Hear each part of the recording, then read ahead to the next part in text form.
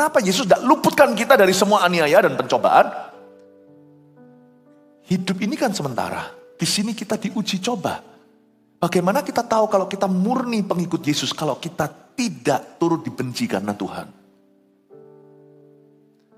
Jadi itu juga adalah panggilan orang Kristen untuk menderita karena Kristus dan menderita seperti Kristus, bukan menderita sebagai maling ayam.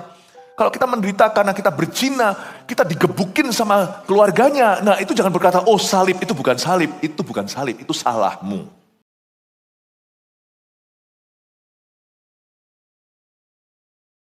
Sorak-sorak kemuliaan bagi Tuhan. Praise the name of Jesus. Engkau begitu mulia Tuhan, kami rela membayar harga apapun. Kaulah bidang tanah itu yang ada di dalamnya harta yang tak terhingga. Sehingga orang menjual segala miliknya untuk memperoleh tanah itu. Di mana ada harta karun di dalamnya, harta sesungguhnya. Bukan materi, bukan kesenangan hidup, bukan promosi, bukan semua itu. You are more than important to me. You're more than enough. Engkau lebih dari cukup. Gak ada yang seperti Engkau Tuhan Yesus. Ajari gereja ini bertumbuh ke arah situ. Bahwa Engkau cukup. Terima kasih Tuhan. Increase our love. Tambahkan cinta kasih kami kepada Tuhan. Bukan hanya iman kami percaya untuk menerima sesuatu. Tambahkan kasih kami. Kasih yang membara itu. Sampai kami mati. Sampai Tuhan datang kembali. Kami tidak berubah warna. Hamba-Mu ya Tuhan ingin mendirikan gereja. Yang demikian. Yang cinta Tuhan. Kamilah gereja-Mu. Tuntunlah kami ke rumput hijau itu. Tuntunlah kami ke hadirat-Mu. Sampaikan sabda-Mu, firman-Mu. Kami menunggu. Beri hamba-Mu kemampuan Tuhan untuk menyampaikannya dengan jelas dan gamblang. Sehingga ketika hamba buka mulut rahasia kerajaan itu dinyatakan. Dan disingkapkan. Bapa sembunyikan hamba-Mu di balik salib. Dalam nama Yesus. Haleluya. Amin. God bless you. Selamat hari Minggu. Berikan tepuk tangan untuk Tuhan Yesus dulu. Praise the Lord. Kebaktian terakhir ini saya mau khusus menekankan bahwa ikut Yesus itu mudah-mudah susah. Mudah karena Dia cinta kita dan Allah kita itu berkuasa. Tapi susahnya di sini. Ada harga yang harus kita bayar memang. Karena dunia ini tidak ramah. Sekarang ini zaman edan. Lebih susah jadi anak Tuhan. Jadi orang baik aja susah kok. Mau jadi orang benar gimana? Bayar harga untuk ikut Yesus. Ini akan interesting sekali. Kita akan baca Lukas 12. Sisa ayatnya dari 48 sampai 59. Semoga saya bisa cover semua. Ambil catatan, kita akan belajar. Saya akan bacakan beberapa ayat, berhenti di sana, lalu saya akan jabarkan. Ayat 49, aku datang untuk melemparkan api ke bumi. Oh sorry, baca dulu judulnya di Alkitab kita bahasa Indonesia, Yesus membawa pemisahan. Jadi langsung gamblang di depan bahwa membayar harga untuk ikut Yesus itu beneran ada. Dalam hal ini, Yesus membawa pemisahan. Tak terkecuali dengan orang-orang yang paling dekat sama kita. Kadang-kadang pemisahan itu terjadi. Why? Mari kita lihat. Aku datang untuk melemparkan api ke bumi, dan betapakah aku harapkan api itu telah menyala. Ini kata-kata Tuhan Yesus loh.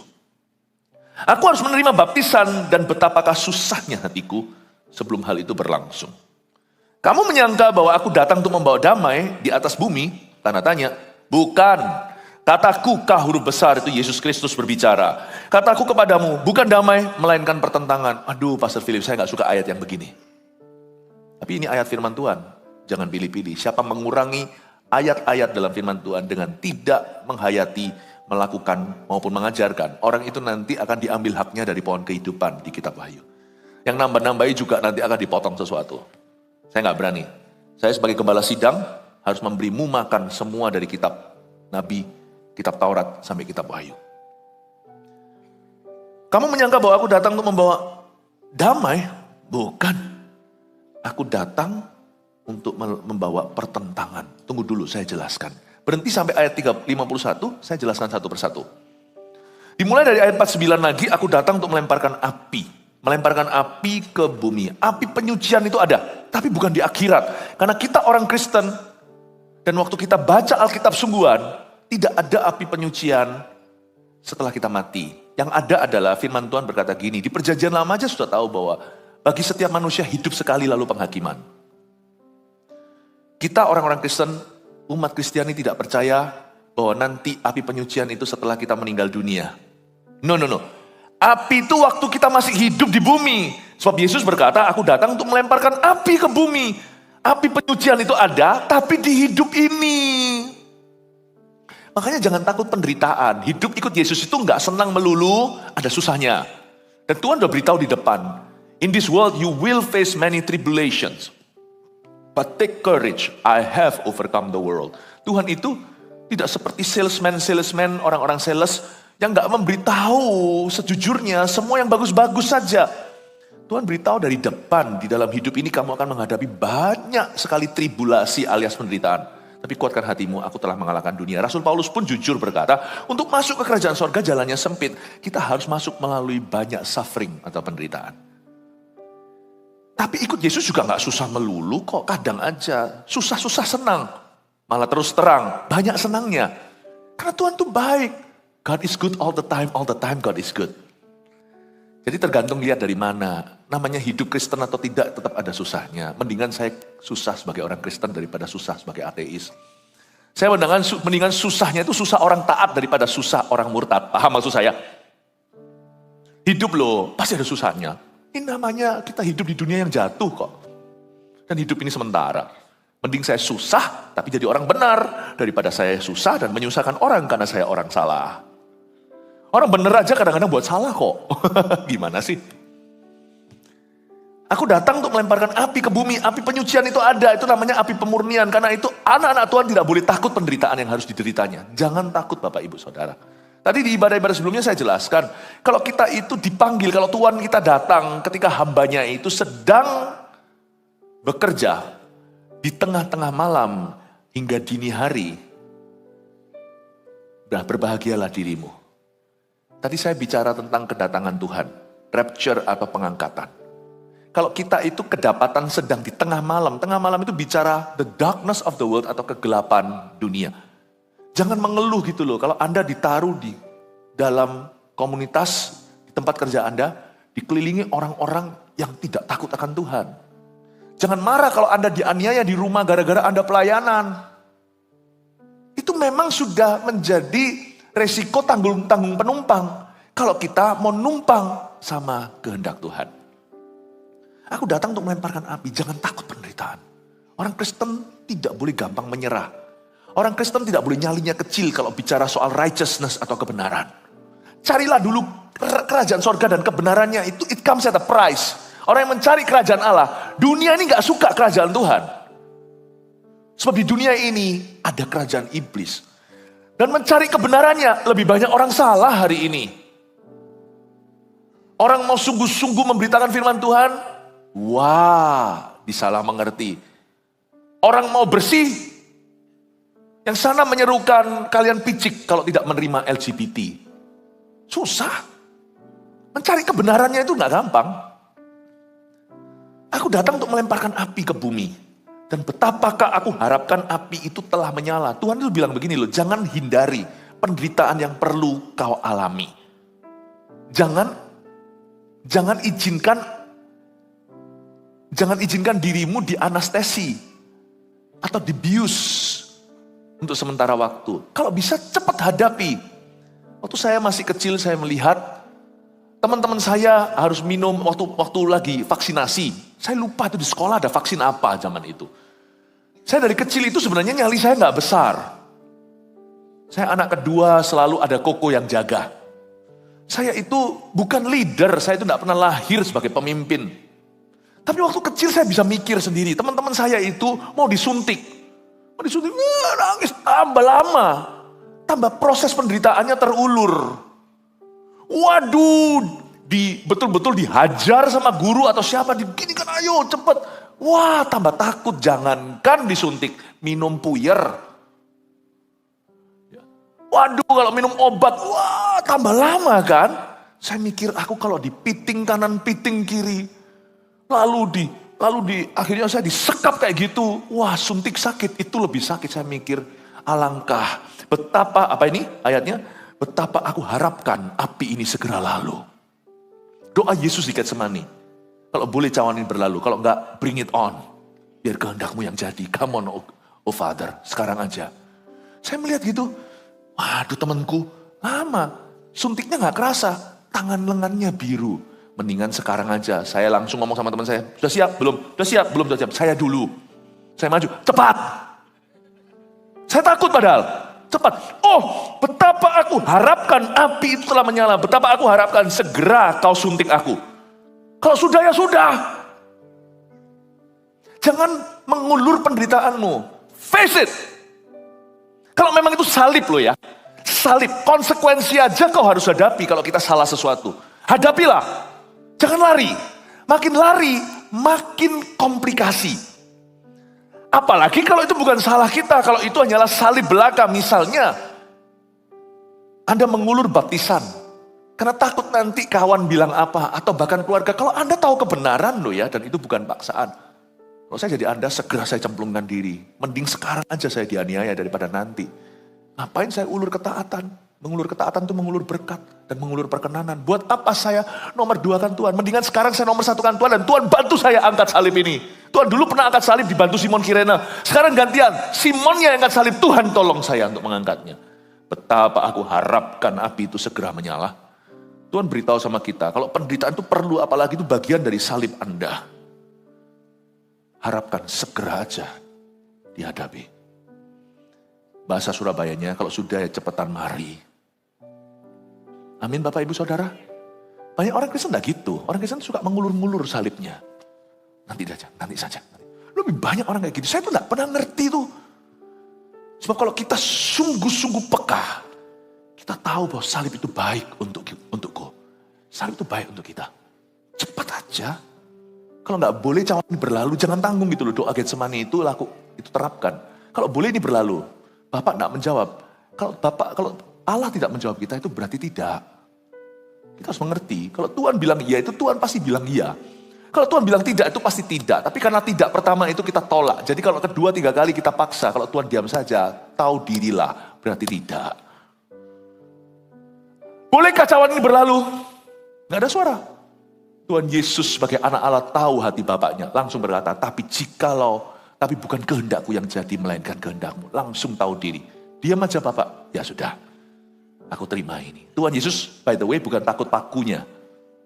Dia bukan takut mahkota durinya. Bukan takut lembing yang akan menusuk lambungnya. Yang dia takutkan adalah Eloi, Eloi, lama sabaktani. Allahku, Allahku, mengapa engkau meninggalkan aku? Dari sejak kekal sampai kekekalan. Sebelum Yesus Kristus lahir sebagai bayi di palungan. Sebelum menyandang nama Jesus Christ, Yesus Kristus. Dari kekekalan anak Allah tidak pernah pisah dari Allah Bapa. Hari itu Jumat Agung terpisah. Barang cuma berapa jam. Kalau kekekalan tidak pernah pisah, berapa jam terpisah karena Anda dan saya. Dia tidak berdosa, tapi dia jadi dosa karena kita. Itu yang Tuhan Yesus takutkan. Dan dia berkata, kalau nggak bisa lewat, ya sudah, come on, bring it on. Nggak lama setelah itu, datanglah Yudas menjual dia. Dengan sebuah kecupan ciuman, Yesus dibawa. Lalu setelah itu, minggu itu penuh dengan kuasa kegelapan, Yesus akhirnya disesah. Paham ya, nangkep ya Bapak Ibu Saudara. Kalau itu salib, berharaplah segera aja. Jangan tunda. Mau bertobat sekarang, ngapain tunda sih besok? Karena ada konsekuensi masihan. Mendingan sehari demi sehari kan hemat waktu. Kalau mau kita hidup kudus ya sekarang lah, ngapain esok hari? Kalau kita sungguh-sungguh mau belajar memberi ya berilah. Jangan tunggu kelebihan, berilah dalam kekurangan. Kalau kita mau bersyukur, jangan tunggu nanti jadi enak. Ikut Tuhan tuh jangan beres dulu. Mumpung sekarang amburadul, bawa ke pejunan. Orang Kristen tidak boleh ulur ketaatan. Ini adalah sifat pesakitan di dalam iman banyak orang Kristiani hari ini. Suka mengundur-mundur. Face it. Aku berharap segera aja deh api itu menyala. Lalu kita lihat ayat 50, aku harus menerima baptisan dan betapakah susahnya hatiku sebelum hal itu berlangsung.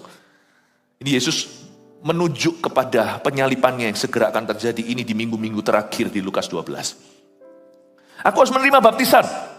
Baptisan api yang Yesus alami agak beda dengan kita. Karena Yesus Kristus bayar harga, bukan karena dia berdosa. Kalau kita bayar harga karena kita orang berdosa. Kalau Yesus Kristus bayar harga supaya jadi Mesias kita. Loh, Yesus Kristus tidak usah bayar harga untuk jadi sempurna. Dia sudah anak Allah. Tapi Yesus Kristus untuk jadi Mesias kita, juru selamat kita, dia harus rasakan yang kita rasakan. Yesus Kristus dicobai di padang gurun bukan untuk membuktikan ketaatan. Tapi supaya dia tunjukkan pada manusia Anda dan saya bahwa dia relevan. Bagaimana dia bisa memahami situasi kita kalau dia nggak pernah kelaparan. Enak aja kita berkata Allah duduk di singgasana, ya nggak ngerti lah bahwa aku keringatan. Jangan ngomong gitu, karena Yesus pernah keringatan dan peluhnya berubah jadi darah lebih dari Anda. Pernahkah Anda stres sampai keringatnya keluar darah? Jadi Tuhan mengerti dan memahami, Allah mengerti, Allah peduli. Yesus pernah lapar, nggak makan, dibawakan tapawan, rantangan sama murid-muridnya. Yesus saking sukacitanya orang Samaria bertobat, itu wanita pezina. Dia nggak makan, padaku ada makanan yang lain, tidak kau tahu. Yesus pernah keletihan tertidur di sebuah boat atau sebuah perahu, lalu dibangunkan gara-gara ada angin taufan. Itu anak-anaknya, itu murid-muridnya manja seperti kita. Yesus pernah alami semua. Waktu dia dicobai di padang gurun 40 hari itu 3 pencobaan aneh. Dan 3 pencobaan ini bukan pencobaan manusia, ini pencobaan Mesias.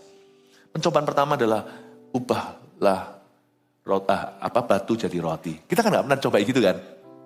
Tiba-tiba kita jalan lapar gitu, ubahlah batu jadi roti. Karena kita tahu kita gak bisa. Jadi iblis tidak akan boro-boro, gak akan goda Anda. Karena iblis tahu, Anda tahu bahwa Anda gak mampu. Yesus dicoba sebagai Mesias, itu pencobaan kuasa dan otoritas. Yesus kalau ngomong sekata, langsung muncul. Kita mau doa-doa dalam nama Yesus, gak muncul-muncul. Karena tergantung Yesus mengganggu atau tidak. Kalau Yesus itu firman, hacu, gitu aja firman. Kalau kita harus terlebih dahulu cocokkan dengan firman, dapat kuasa dari firman, dan kita harus dapat verifikasi dari firman. Validasi dari sini harus dapat otorisasi. Kalau Yesus itulah otoritasnya. Dia gak otoritas, tapi dialah authority. Kalau Yesus berkata, jadi batu, jadi batu. Jadi roti, jadi roti. Bagi kita bukan pencobaan. Karena kita gak punya kuasa itu. Ini pencobaan Mesias. Bahwa dia gak sok-sokan dan gaya-gayaan. Bahwa dia datang bukan untuk menyalahgunakan wewenang. Dia datang untuk menggunakan wewenangnya dengan menanggalkannya. Dan ambil porsi kita dan jadi seperti kita. Tapi menang gak seperti kita. Supaya suatu hari kalau ada orang dicobai dan berseru pada Yesus, tolong, help, SOS, 911. Yesus tidak akan menghakimi orang itu dan berkata, aku akan menolongmu. Aku akan menolongmu. Aku ngerti apa yang kamu lalui. Paham maksud saya, Bapak Ibu? Itu pencobaan Mesias. Aku harus menerima baptisan dan betapakah susahnya hatiku sebelum hal itu berlangsung. Tapi kalau kita, baptisan api kita beda sama Yesus. Bukan baptisan api untuk jadi Mesias.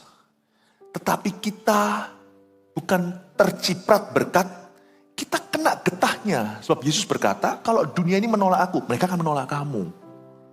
Kalau mereka membenci aku, menganiaya aku, mereka akan membenci dan menganiaya kamu. Loh, kenapa Yesus tidak luputkan kita dari semua aniaya dan pencobaan? Hidup ini kan sementara. Di sini kita diuji coba.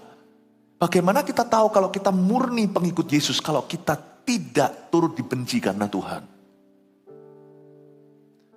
Jadi itu juga adalah panggilan orang Kristen untuk menderita karena Kristus. Dan menderita seperti Kristus, bukan menderita sebagai maling ayam. Kalau kita menderita karena kita berzina, kita digebukin sama keluarganya. Nah itu jangan berkata, oh salib, itu bukan salib. Itu bukan salib, itu salahmu. Amin Bapak Ibu.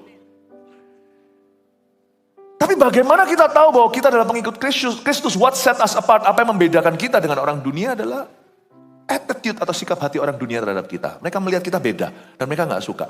Kenapa seluruh bumi ke arah antikristus, ke arah LGBTQ, ke arah segala sesuatu, pokoknya melawan prinsip-prinsip firman Allah.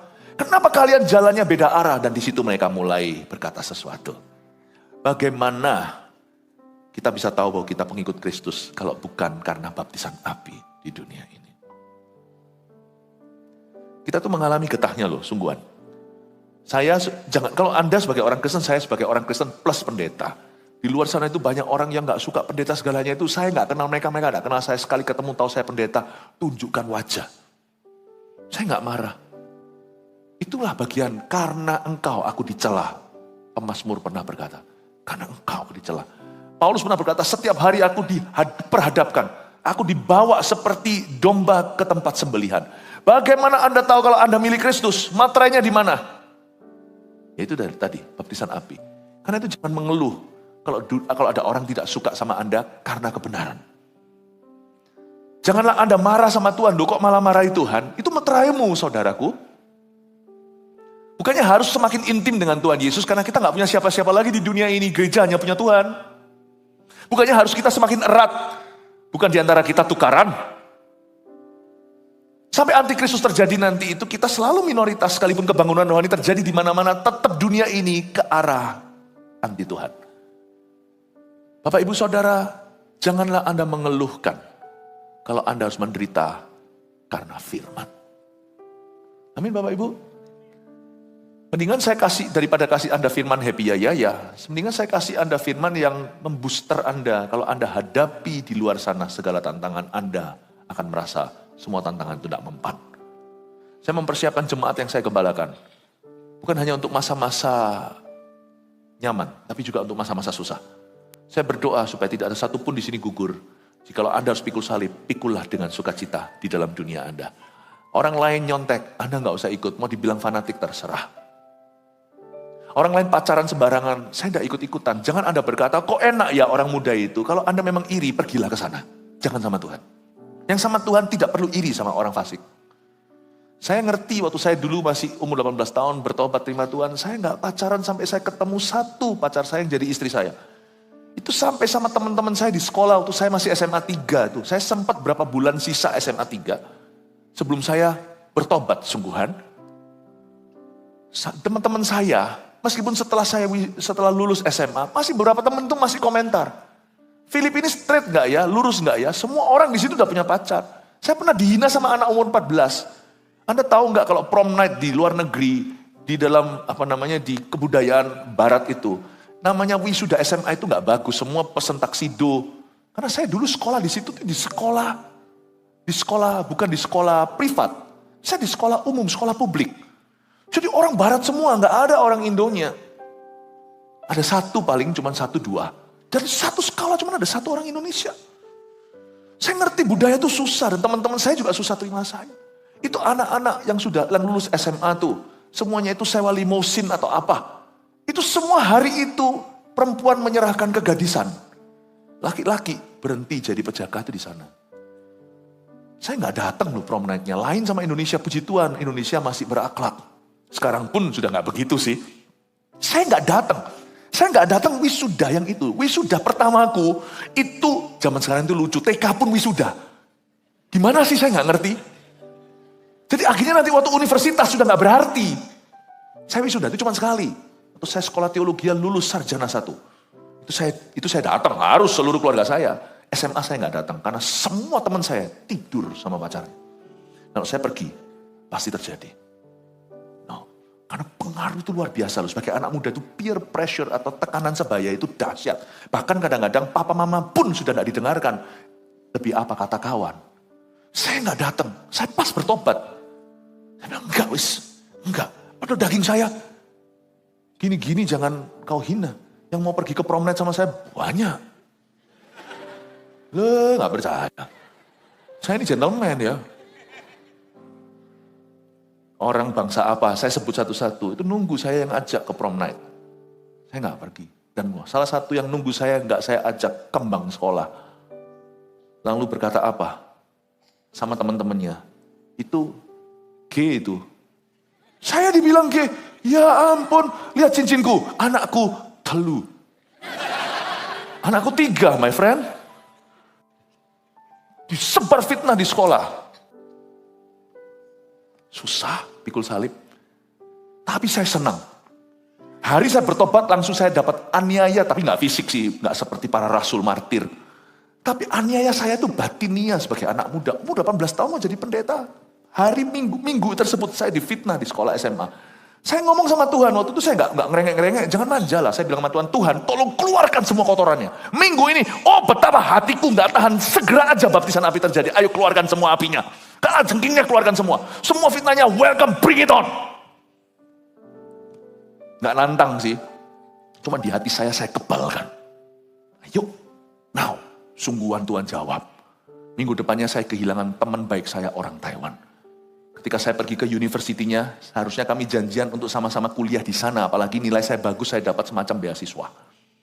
Saya datang ke situ di kafetaria itu, teman saya, orang Taiwan, teman baik saya. Sama-sama pinter secara akademis. Kita itu nggak menyombongkan diri. Kita itu pinter itu dari anugerah Tuhan. Kita bolos loh, saya itu teman bolos saya juga, saya tetap dapat A+. Ya, sekali-kali bolos, saya bolos sama dia, itu teman saya bolos ke Pizza Hut. Atau pergi kemana gitu, saya makan sama dia. Lalu teman begitu baiknya, sudah BFF nih, best friend forever. Saya di kafetaria, di universitas itu, saya dipermalukan. Dia berdiri di atas, dia marah sama saya, dia berdiri di atas kursi, lalu tunduk-tunduk gini. Pastor, father. Dia panggil saya father, seperti pendeta Katolik yang tidak menikah. Jadi dia hina saya di depan semua orang, tapi untungnya orang bule itu cuek-cuek. Jadi dia mau duduk di atas kursi pastor juga gak ada yang dengerin, semua orang makan.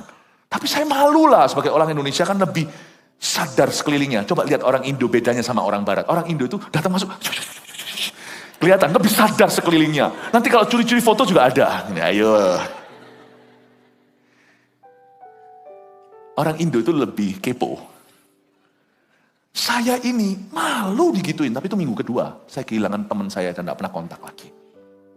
Dia hindari saya. Aku gak mau teman sama orang yang rohani nanti. Saya bilang, bring it on. Jangan ditunda, jangan marah, ngomel. Tambah lama prosesnya. Sekarang mestinya pikul salib malah harus menyembuhkan Anda. Sakit hati lah, luka batin lah, apa sih? Hadapi. Selesaikan, ayo nyalakan apinya. Nyalakan apinya sekarang.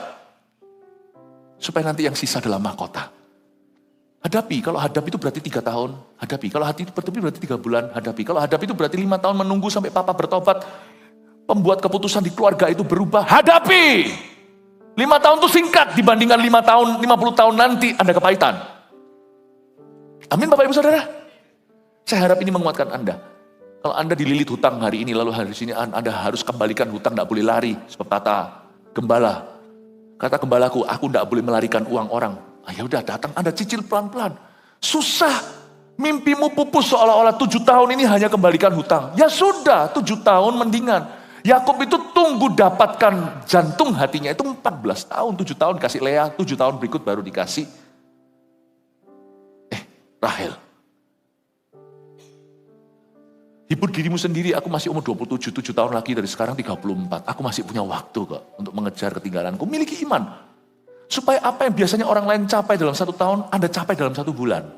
Minta percepatan, Tuhan yang menghentikan matahari bisa kok. Aku mulai umur 34 baru kejar mimpiku. Make it fast, oh God. Aku masih punya waktu. Amin Bapak Ibu. Nggak usah kecewa, malah kecewa. Aku sedih, duduk sendiri, ambil tali, dan bunuh diri. Malah nggak jadi. Hadapi, karena Tuhan kita itu bisa mempersingkat waktu dan mengulurnya juga. Kalau Anda percaya hari ini menghadapi dan pikul salibmu, Allah bisa mempercepat sesuatu ketika nanti suatu hari time of refreshing has come, atau waktu yang segar telah tiba. Oh haleluya, kasih tepuk tangan untuk Tuhan. Coba saya jelaskan beberapa hal kepada Anda, ayat 51 sekarang. Kamu menyangka bahwa aku datang untuk membawa damai di atas bumi ini. Bukan, kataku kepadamu, bukan damai melainkan pertentangan. Jangan salah, damai di sini bukan shalom. Kamu kira aku datang membawa damai. Damai di sini adalah hidup tenang. No war, no problem. Tidak ada masalah, tidak ada peperangan. Nggak ada. Selama kau dan aku hidup di dunia dan masih hidup, akan ada war-war baru. Gitu aja wis. Kalau mau istirahat itu rest in peace. Di dunia ini kita perang, udah terimalah mentah-mentah. Di sorga kita istirahat. Ada ayatnya di kitab Wahyu, dan mereka beristirahat dari jerih lelah mereka, orang-orang kudus itu. Saya kira mereka mati. Ternyata kalau Anda lihat adegan di kitab Wahyu, mereka beristirahat itu mereka bersorak hosana, hosana. Lautan manusia berbaju putih pakai palem dan semua bisa main musik. Semua bisa main musik. Mereka memegang kecapi. Saya tak rasa bukan satu jenis musik, tapi semua orang di sorga dikasih kemampuan musikal. Luar biasa ya. Puji Tuhan untuk Anda yang sekarang nyanyinya itu kuncinya 3,5. Bisa suara 2 enggak? Enggak bisa. Saya 2/4 bisa. Semua kita akan diberikan kemampuan untuk memuji Tuhan. Luar biasa. Kalau Anda baca, mereka istirahat, tidak pengangguran. Tapi beda dunia. Di dunia ini kau mengalami kesengsaraan. Artinya Tuhan Yesus berkata, selama kau hidup, tidak akan ada damai. Yang ada hanyalah damai sejahtera. Damai sejahtera itu diantara. He giveth more strength when the burdens grow greater. He added more strength when the labors increase. Ada lagu lama, tapi mungkin tidak tahu ya. Kuncinya ketinggian lagi, tadi menghina orang 3,5, sekarang sendiri juga ketinggian. Ada satu lagu itu bagus, lagu himnal lama. Kepada orang yang menanggung lebih, Tuhan kasih damai lebih. Damai yang dimaksudkan di sini bukan damai sejahtera. Damai di sini maksudnya aku mau hidup tanpa masalah. Aku mau hidup disukai semua orang. Aku mau hidup itu aman-aman dan tenang. Gak mungkin bisa 100% aman. Gak mungkin bisa 100% tenang. Kalau ada di sini orang yang merasa bosan dengan hidup penuh dengan pertentangan, berarti orang itu bosan hidup. Selama engkau dan aku hidup, masih akan ada api. Get ready. Kalau kita mau sungguhan pensiun, itu bukan di dunia. Kalau kita mau istirahat dari jerih lelah, itu di sorga. Waduh, kok pesimis ya? Enggak pesimis. Indahnya di sini. Di tengah-tengah semua permasalahan yang diizinkan, Tuhan itu menyediakan oasis yang bukan fata morgana. Dari waktu ke waktu, He prepares peace for us. Enjoy. Dan sukacita dan kasihnya tidak pernah meninggalkan kita. Yesus berkata, kamu menyangka aku datang untuk membawa damai di bumi? Kalau kamu mau hidup tenang versimu, hidup tak ada peperangan, tidak ada peperangan rohani lagi misalnya. Kalau nggak hati-hati ya, setan itu ada di mana-mana. Pernahkah Anda itu udah kerja keras, udah nabung lama, dan sudah sangat mengantisipasi liburan dengan keluarga? Misalnya nggak usah jauh-jauh ke Bali atau kalau di Surabaya sini ke Malang atau ke Batu ada zoo, ada kebun binatang, atau yang jauh sekalian misalnya ke Jepang, kemana, lihat ada promo, udah beli jauh hari, pernah nggak? Wah, kita sudah senang ini, semua orang udah senang, anak masih kecil, backpackan, mau ke Disneyland, ingat nggak? Tiba-tiba pada waktu hari di mana Disneyland kita mau pergi pertama kali, ini seperti mimpi, tiba-tiba ada badai taufan. Nggak jadi, hidup penuh dengan nggak prediksi, tapi kadang-kadang lain lagi masalahnya. Udah mau pergi, si kecil sakit panas tinggi. Ternyata demam berdarah. Jepang nggak bisa, itu harus pulang ke Indonesia. Atau lebih parah lagi, nggak ada masalah, nggak ada angin badai, nggak ada sakit, semua udah pergi tiba-tiba. Nggak tahu kesurupan apa. Sang papa marah-marah, nggak enak seharian, padahal sudah nunggunya itu 3 tahun. Ngamuk-ngamuk, banting-banting meja, banting HP, anak masih kecil ketakutan. Sisa trip itu masih sisa setengah minggu, penuh dengan penyesalan. Kita pulang ke rumah kok gini ya di hidup ini ya. Di mana-mana ada setan soalnya. Dikiranya dia liburan, dia bisa cuti peperangan. Malah justru peperangan rohani itu sengit waktu kau liburan. Sadarkah Anda? Makanya Tuhan berkata, pelihara hari Sabat. Hati-hati waktu nganggur. Itu justru jaga hati. Berapa banyak orang sudah gak berdoa, gak cari wajah Tuhan. Mentang-mentang liburan kita kira iblis juga ikut ambil cuti. Ternyata dia justru sengat salah satu. Tak terkecuali sang ayah. Geger besar papa dan mama. Padahal di Jepang loh ya. Mereka ke Tokyo tapi perasaan seperti Hiroshima. Ngamuk, berantem, cerai segala, anak trauma. Liburan yang ditunggu-tunggu menjadi memori kurang indah. Dan sampai kapanpun anak ingat itu papa pukul mama. Dari mana ini kesumat dan kesurupannya? By the way, di dalam hidup ini setan gak pernah cuti. Dia akan mencuri saat-saat terindahmu. Kalau Anda memang mau tenang tanpa iblis, tunggu di sorga. Iblis tidak bisa ke sana. Jadi kalau yang Anda maksudkan versi damai ini tenang, tidak ada perang, gigit jari lah, tidak akan pernah ada di hidup ini. Hidup ini harus waspada. Libur sih libur. Kalau saya libur sih saya nggak terus doanya itu peperangan rohani, enggak lah. Kalau saya pas liburan, saya modenya liburan, tapi saya nggak pernah libur iman. Saya tetap berdoa pagi-pagi sebelum semuanya bangun. Saya pasti bangun lebih awal. Sekalipun liburan, saya jaga keluarga saya. Saya doa dulu, karena bisa kecolongan lewat marah-marah, lewat apa, bisa aja. Setan itu kan jagonya, kalau dia nggak bisa membunuh, membinasakan, dia curi momenmu. Kalau yang dimaksudkan di sini, engkau hidup damai di bumi, itu damai seperti itu, nggak ada. Yang ada itu damai sejahtera di tengah perang. Mungkin waktu saya liburan gitu, saya lagi perang. Mungkin saya itu sedang diserangi sama kuasa kegelapan, dikirim-kirimi sama orang namanya hamba Tuhan. Kalau public figure kan nggak gampang. Gak apa-apa. Saya itu punya oasis tuh, yang bukan fata morgana. Saya bisa ngerasa damai sejahtera kesusahan sehari untuk sehari. Itu kekuatan iman. Nah itu damai sejahtera seperti itu selalu ada. Damai di bumi nggak ada. Itulah sebabnya orang Kristen gak boleh lengah. Perangmu belum selesai. Kecuali kalau kita mau akhiri hidup kita, ya sudah gak ada lagi masalah. Tapi selama kita masih hidup, siap-siap hadapi peperangan. Amin Bapak Ibu. Semoga ini jadi berkat buat Anda ya. Lebih tepatnya bukan berkat lah, jadi bekal buat Anda. Lanjut lagi ya, ayat 52. Karena mulai dari sekarang, ini ayat gak enak, tapi saya jelaskan nanti. Karena mulai dari sekarang akan ada pertentangan antara 5 orang di dalam satu rumah. Ini perpecahan keluarga, bukan. Saya baca dulu, karena mulai dari sekarang akan ada pertentangan antara 5 orang di dalam satu rumah, 3 melawan 2 dan 2 melawan 3. 3 melawan 2, 2 melawan 3. Tuhan itu baik ya, gak pernah 4 lawan 1. Kenapa? Tuhan itu gak pernah izinkan Anda tanpa teman waktu menghadapi. Dari antara 3 dan 2 ini terjadi pertentangan. Pertentangan yang dimaksudkan oleh Yesus. Yesus itu adalah roh persatuan, roh kudus. Dia bukan roh perpecahan. Tetapi kadang-kadang ada pertentangan yang tidak bisa dihindarkan. Mengapa? Karena ayat 52 ini pertentangan bukan konflik keluarga yang kita kenal. Kalau yang kayak gitu itu karena sifat keras. Dari mana pertentangan, dari mana perseteruan diantaramu, kata Yakobus? Dari kekerasan hatimu, engkau nafsu. Engkau mengingini sesuatu tidak berdoa, atau engkau berdoa dan doamu tidak dikabulkan karena yang kau doakan hanyalah untuk memuaskan dirimu. Dari mana pertengkaran di antaramu? Dari nafsu yang berjuang di dalam dirimu, bukan itu. Ini bukan pertentangan keluarga, berantem karena sama-sama punya ego, sama-sama keras hati, sama-sama gengsi, bukan. Ayat 52 bukan itu. Ini juga bukan pertentangan konflik karena karakter. Tapi ini konflik karena pendirian iman, ini lain. Saya kasih contoh. Ada orang yang bukan mahasiswa lah, sudah jangan mahasiswa, nggak tentu. Ini orang dewasa, sama-sama sudah punya keluarga. Bisa jadi karena papanya belum dalam Tuhan, dan papanya itu sangat controlling, susah dia untuk dibaptis, paham maksud saya? Dia nggak bisa karena papaku belum. Nah ini pertentangan, yang kayak gini itu pertentangan yang memang tanda kutip dari Tuhan. Karena untuk Anda mengenapi Kisah Rasul 16:31, percayalah kepada Tuhan, engkau dan seisi rumahmu akan diselamatkan. Itu harus ada satu tumbal dulu. Tumbal dalam dunia Tuhan itu bukan namanya tumbal, tapi namanya domba yang dikorbankan. Harus ada yang bayar harga di depan. Coba Anda lihat ya, satu keluarga itu biasanya dimulai dari 1, 2 dulu, lalu seluruh keluarganya dalam Tuhan.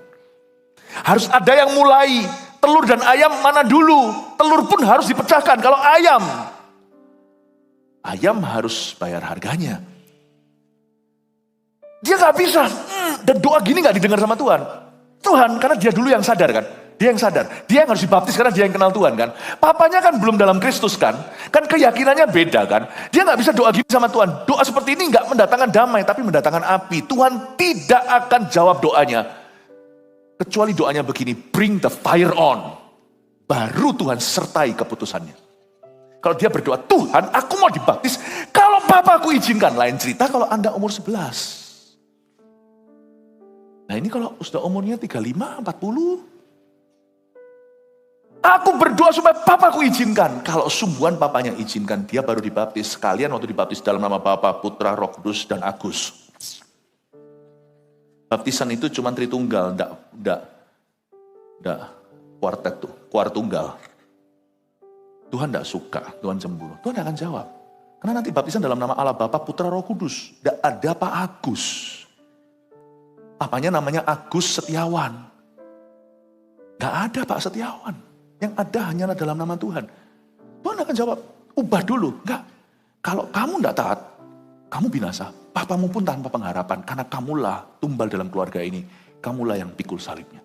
Kamulah domba sembelihannya. Sembelihannya bukan hewan mati, tapi mempersembahkan hidupnya sebagai persembahan yang hidup bagi Tuhan. Detik dia berkata, ya sudah. Betapa aku harapkan api itu telah menyala. Come on, dibaptis dia. Pasti terjadi pertentangan 3 lawan 2, 2 lawan 3. Tapi kalau 2 ini yang taat sama Tuhan, 3 itu akan mengikutnya. Kalau 3, lebih gampang lagi, udah mayoritas 2 pasti mengikutnya. Karena dalam Tuhan Kisah Rasul 16 ayat 31 itu berlaku. Barang siapa percaya kepada Yesus, secepat lambat, seisi rumah tangganya diselamatkan. Tapi harus ada barang siapa dulu. Siapakah barang siapa di sini? Jangan tunda. Andalah persembahan hidup itu dalam keluargamu. Amin. Andalah domba Passover, domba Paskahnya. Dan Tuhan tidak suruh Anda mati. Siapa suruh Anda mati di kayu salib untuk menebus dosa manusia?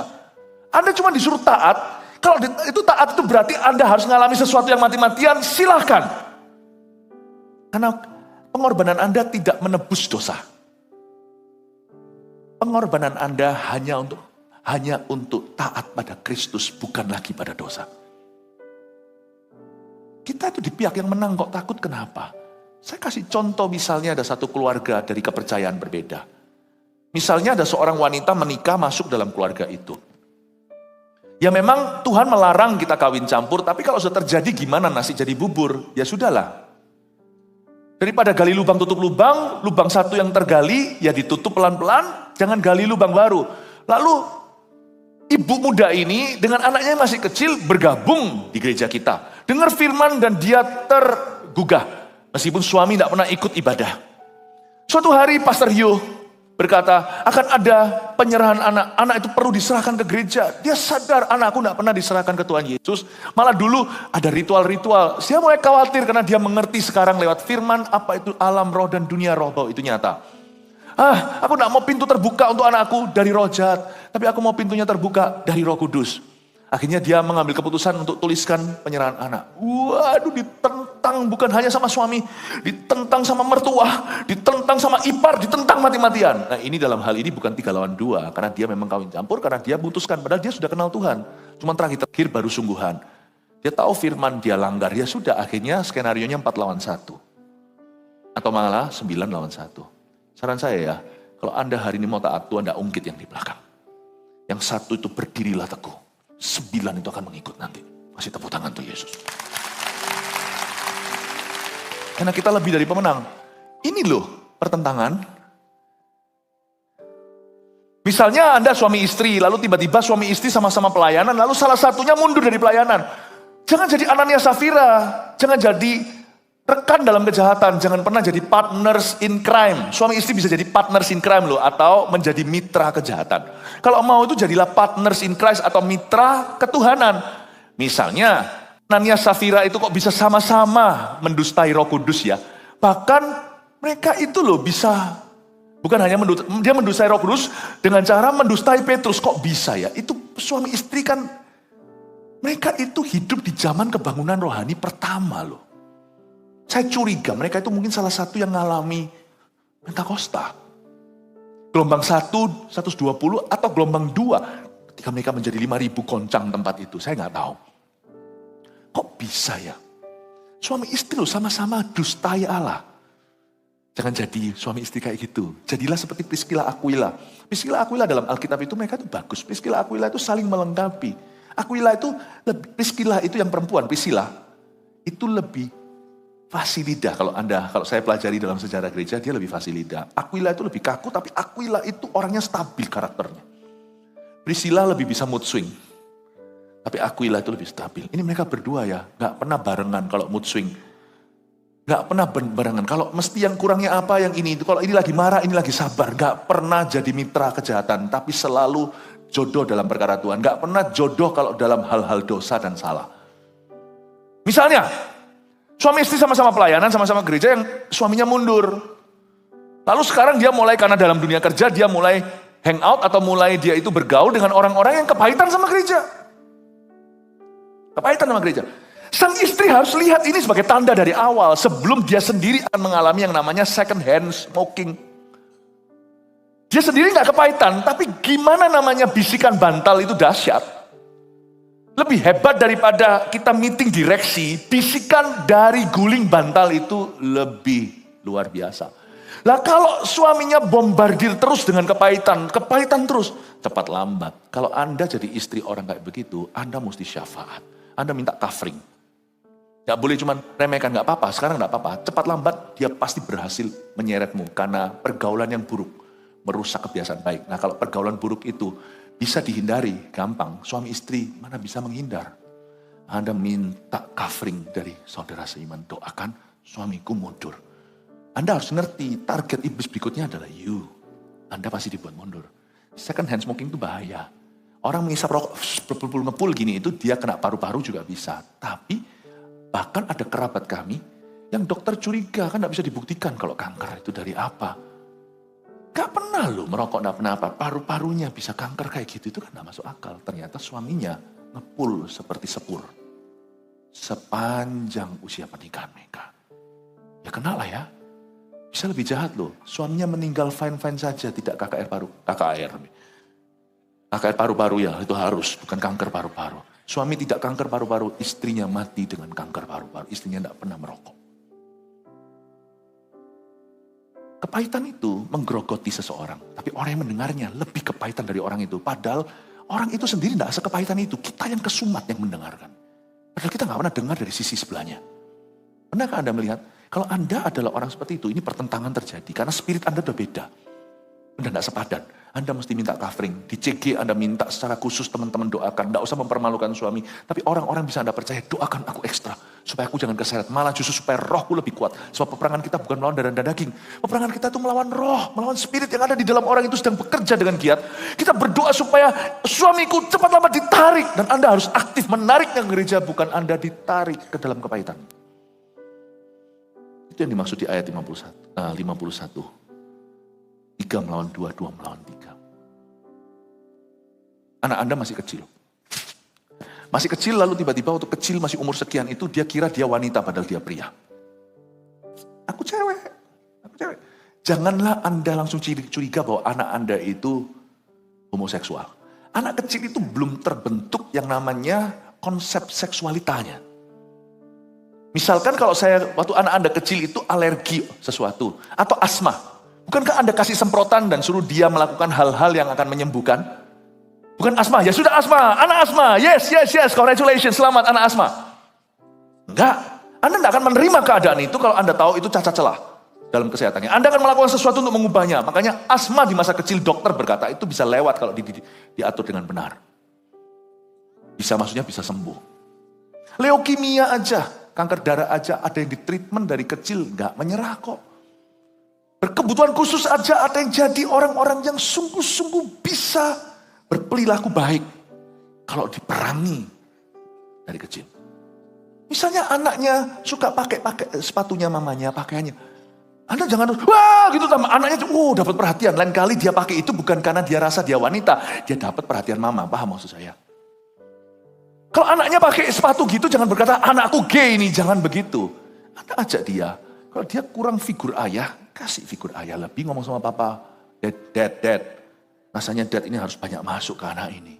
Gak boleh sama mama terus. Oke. Lakukan sesuatu. Jangan takut dulu, dia baru umur 4. Baru umur 7. Nanti kalau dia tanya umur 9, kenapa ya? Kok aku suka sama temanku? Padahal dia laki, suka sama temannya laki. Anda bisa arahkan. Nah, bukan umur 9, mungkin umur 7 ya. 9 agak telat. Kalau Anda tidak lakukan sesuatu. Enggak telat lah, sudah saya imani apapun usia berapa kalau Anda, aduh susah jadi pendeta. Anda bisa ngomong gini loh, nak kamu itu senang sama temenmu itu atau bukan temen atau gimana, mungkin kakak kelas.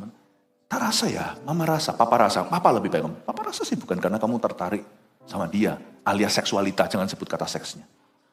Papa rasa sih kamu tuh kagum, orang itu kok berkarisma. Berkarisma itu apa-apa? Berkarisma itu, orang itu kok gagah gitu loh, orang itu kok percaya diri. Sebenarnya sih, bukan kamu tertarik sama laki-laki. Ya, temanku semua bilang aku gay. Bukan. Rasa kamu tuh tertarik dengan atribut kemampuannya dia. Orang itu kok gagah, orang itu kok bisa ini, orang itu mungkin olahragawan segalanya. Rasa kamu bisa lebih bagus dari orang itu. Langsung diputarkan bahwa itu adalah sesuatu yang perlu disyukuri. Dan itu adalah sebuah atribut atau suatu kemampuan yang kamu bisa miliki. Oh ya Tuhan. Disitulah masuk figur ayah. Nanti waktu umur 12-13 enggak pernah suka. Malah Anda harus jaga dia, jangan pornografi lihat wanita. Jangan overreaksi. Oke, misalkan anak Anda telat di usia tertentu. Lalu tiba-tiba di umur 14 berkata, Dad, aku mau pacaran. Atau Mam, aku mau pacaran. Pacaran sama siapa? Kamu umur 14 kok, papa mamanya belum tahu nih. Tunggu aja nanti kamu umur 17. Coba bilang sama papa mama, kamu seneng sama siapa? Iya Dad, aku suka sama Agus. Kok Agus terus ya? Kaget karena dia Andi. Anda jangan sampai di situ terjadi pertentangan sudah. Anda tetap harus berdiri tegas dan berkata, no. Kalau no, aku keluar dari rumah. Semoga jangan. Tapi apapun juga, no. Kasih, banyak teguran, lakukan konsekuensi, apapun juga, pembarengan. Ya, ditemani, dibarengi. Pokoknya lakukan semua cara. No is no. Jangan Anda mengubah pendirian lalu berubah dan berkata, enggak apa-apa, Tuhan pun enggak menghakimimu. Anda melawan nuranimu selama ini tahu dalam pengajaran firman. Pemburit, orang-orang yang di kitab Roma dikatakan orang-orang yang meninggalkan hubungannya yang normal dengan istrinya dan terbakar dalam berahi suami dengan suami. Anda jangan mengubah firman karena pengalaman Anda. Kalau Anda disuruh pilih cinta Tuhan atau cinta anakmu, cinta Tuhan. Barang siapa ikut aku, dia harus membenci ayah ibu. Itu Tuhan bukan ajari kita kebencian, tetapi kalau dibandingkan apple to apple, dibenturkan cinta kita pada Tuhan, komitmen kita pada Tuhan, dedikasi kita pada Tuhan, dengan dedikasi kita pada orang yang paling kita cintai sekalipun, itu seperti perbandingannya cinta dan benci. Berdiri teguh. Di usia berapapun Anda harus berdiri teguh. Dengan banyaknya doa syafaat terjadi kuasa Tuhan. Jangan Anda mengubahnya dan berkata, enggak apa-apa, Tuhan pun tidak menghakimi, lalu Anda cari pendeta untuk memberkati anak Anda, Agus dan Andi. Terus pendetanya yang berkati Aheng namanya. Habislah semua tiga-tiga kejadian ini menjadi sesuatu kejadian yang sangat ngeheng. Ini akan menjadi celah dalam hubunganmu dengan Tuhan. 3 lawan 2, 2 lawan 3, 4 lawan 1, 9 lawan 1, 1000 lawan 1, 10.000 di sebelah kanan kirimu. Stand true to your God. Berdiri teguh dengan Tuhanmu. Amin Bapak Ibu Saudara. Semoga ini jadi berkat buat Anda. Ayat 53, padahal ayat 54 seterusnya itu interesting, tapi lain kali ya. Nanti lain kali saya ajari lagi, atau kalau enggak di saat teduh bersama nanti saya akan ajarkan. Saya mau tentang menilai zaman, itu luar biasa. Tapi nanti next time kita lihat ayat 53. Mereka akan saling bertentangan. Ayah melawan anaknya laki-laki, dan anak laki-laki melawan ayahnya. Ibu melawan anaknya perempuan, dan anak perempuan melawan ibunya. Ibu mertua melawan menantunya, perempuan dan menantu perempuan melawan ibu mertuanya. Sekali lagi ini bukan perang karakter, konflik gengsi, ego seseorang. Ini adalah pendirian yang tidak bisa ditawar atas dasar kebenaran firman. Bapak Ibu Saudara, harus ada orang kuat di dalam setiap keluarga yang mempertahankan norma Kristus. Jangan dengan marah-marah, banting-banting, ancam-ancam karena itu kedagingan. Tapi dengan banyak kasih dan doa. Namun demikian tetap harus tegas. Harus ada orang begitu, karena kita tinggal di zaman edan. Bapak Ibu Saudara, Yesus membawa pemisahan. Kalau kita mau lihat keluarga kita melayani Tuhan turun-temurun, harus ada yang bayar harga. Kalau kita mau melihat hidup kita terus dalam Kristus, bayar harga sekarang, jangan ditunda. Apa yang harus Anda hadapi? Anak umur 12 tadi, umur 14 telat, gak ada kata terlambat.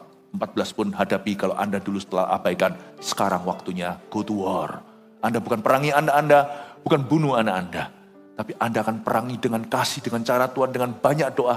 Dan niscaya Tuhan akan menolongmu. Sebab orang benar selalu menang pada akhirnya.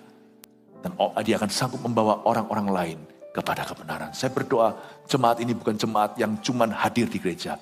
Jemaat ini adalah jemaat yang kuat. Sebab hari ini saya tidak ingin mendirikan gereja dengan banyak pengunjung.